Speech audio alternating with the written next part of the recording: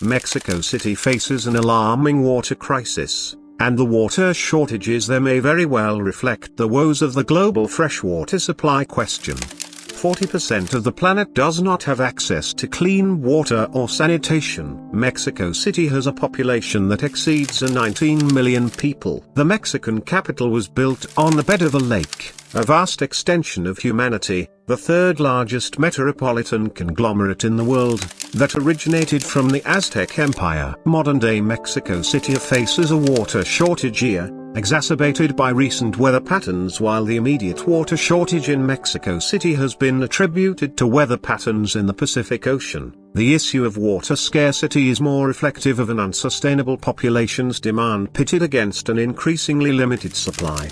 In this video, we are going to look at what are the issues with Mexico's water crisis and how they are trying to create unique solutions for them.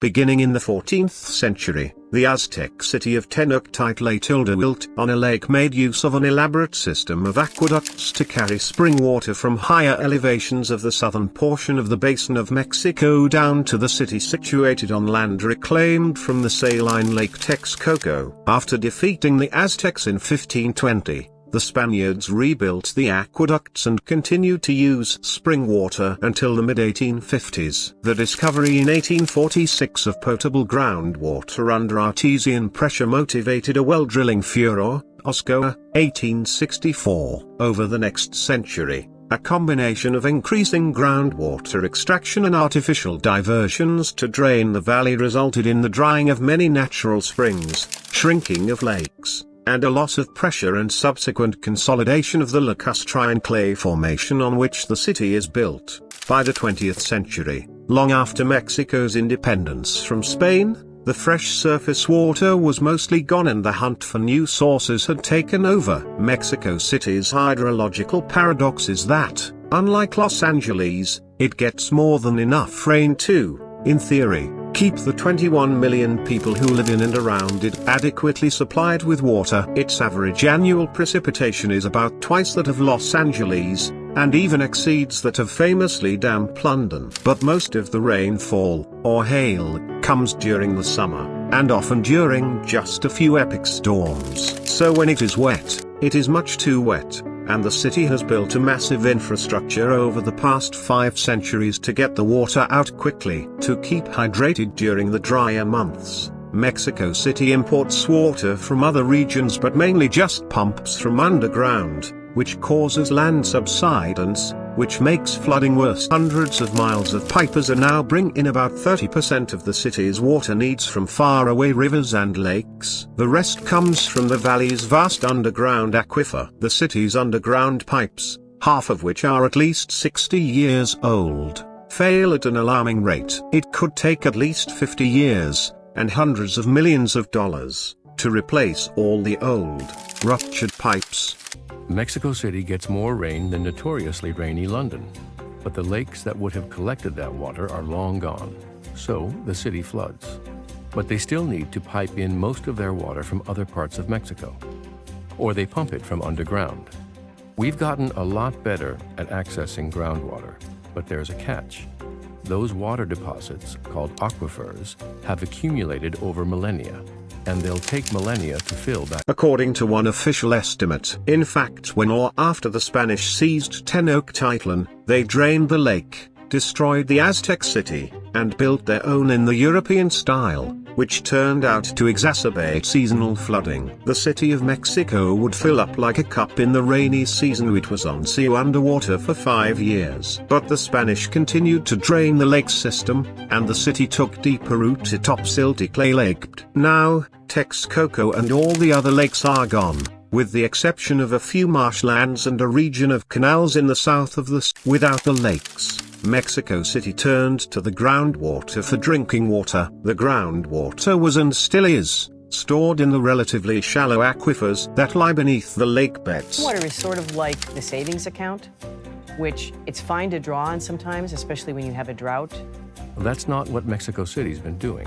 we take out from the local aquifer around 50% of our water supply. So that means that probably we will lose half of our supply of water in the next 30 to 50 years. In theory, groundwater can be replenished, but it's a slow process before rainwater can refill an aquifer. It must fall through layers of earth and rock, past many thirsty soil layers. In fact, while Mexico City residents endure months of regular flooding during the rainy season in some parts of the city, virtually none of that water makes it underground. That's because rapid urbanization has sealed up any permeable surfaces in the city with the pavement. In short, the city's pores are clogged. The math is simple. If you pump water out faster than the rainwater can trickle back in, the aquifer runs out. Mexico City already pumps out water over twice as fast as it can be replenished, and the population of the city continues to grow. A decade ago, it was nearly half of the 20 million it is now.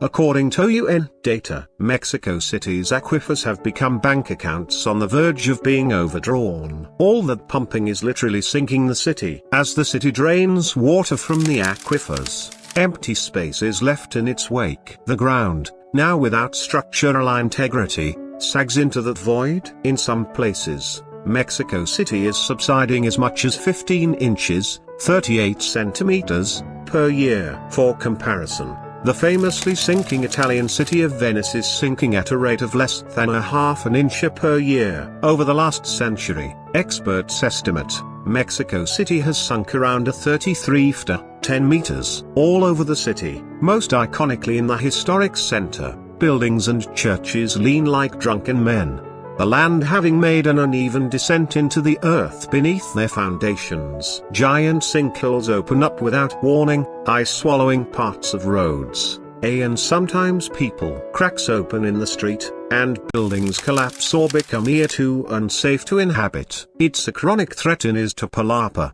a poor neighborhood in the city's southeast. Home to some 2 million people, elementary schools in Iztapalapa have crumbled. According to the New York Times, tap water is unreliable all year long in places, and rampant contamination means few can trust what comes out of their taps. Families have to pay for peepers, or water trucks, to come to fill up cisterns. Some peepers are run by the government, while others are privately managed. In both cases, they're inundated with corruption and more demand than they can handle. According to a New York Times report from 2017, the job of waiting for the peepers goes mostly to women, and the hours of waiting and the threat of not getting water leaves many women from the poorest neighborhoods unable to work outside the home. Then, in the rainy season, parts of Mexico City flood. The same neighborhoods where families go broke paying for water deliveries often contend with the floodwaters in their living rooms in the wet months, and climate change is set to make this brutal cycle more punishing. Temperatures are rising,